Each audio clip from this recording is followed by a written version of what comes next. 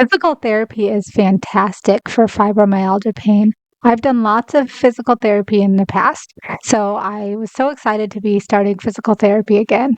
When I showed up at this physical therapy office, the first thing they had me do was sign in. Now, after sign in, I always go straight to the bathroom. I know you're in Texas when you see the Cowboys 10 Commandments on the wall. I thought that was cute. So I always carry with me my stomach meds in my purse because I have IBS.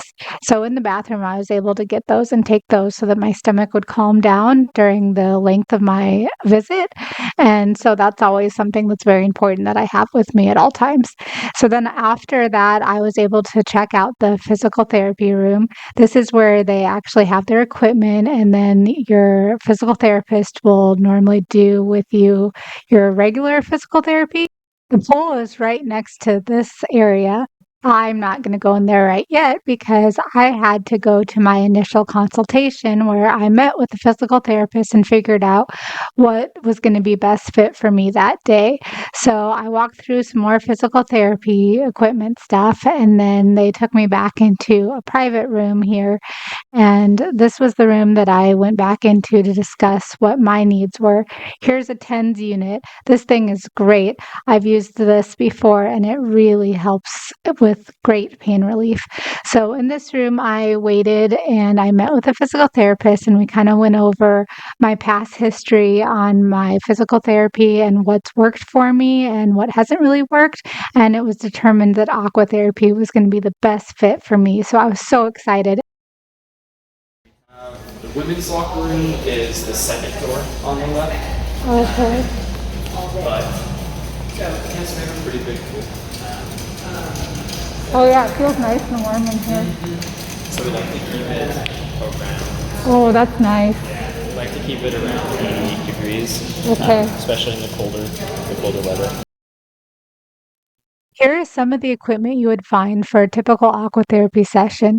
The chairs along the edge of the pool is for your physical therapist to sit in and help guide you during your session. The bars you'd find along the inside of the pool also to help during your aqua therapy session. A lift can be found at one end of the pool if you need help to get into the pool, and if you need help while walking, they actually have an aquatic walker. I saw all skill levels, all age groups, and all body types during my aqua therapy sessions. I absolutely loved having this locker room right there. The pool was heated, but the locker room itself was not. So you'd get out of the pool, and I have Renaud, so I would be extra cold. And so to take a nice, hot, warm shower and rinse off the chlorine and clean my hair right after swimming was so nice and convenient.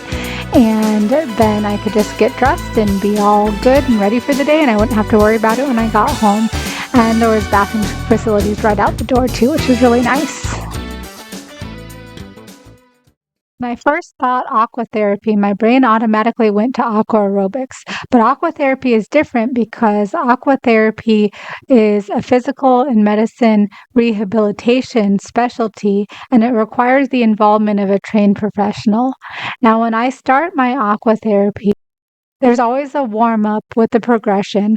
I found aqua therapy to be very similar to physical therapy, except you're doing similar things that you would be doing with your physical therapy, but in the water. Now, I liked doing it in the water because I felt like it was easier on the joints and the muscles, and you still got the similar tension that you may do with like a tension band on land, but the water acts as that tension band, which again is easier on the joints and the muscles. So, yeah, although you still can feel soreness from the work the next day, you don't feel the immediate soreness while you're doing it in the water. And I really liked that. I thought that that was really nice.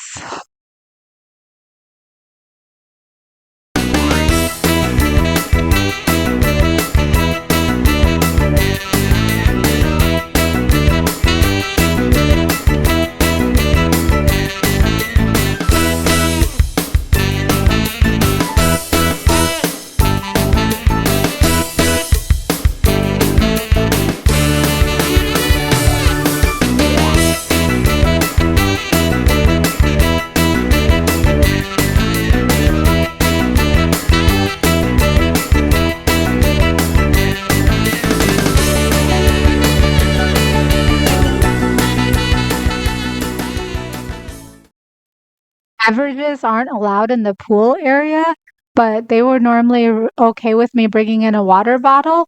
I would typically go through one full water bottle every session. So that's always something to check with your specific aqua therapist if you're allowed to bring in a water. My aqua therapy sessions were an hour long.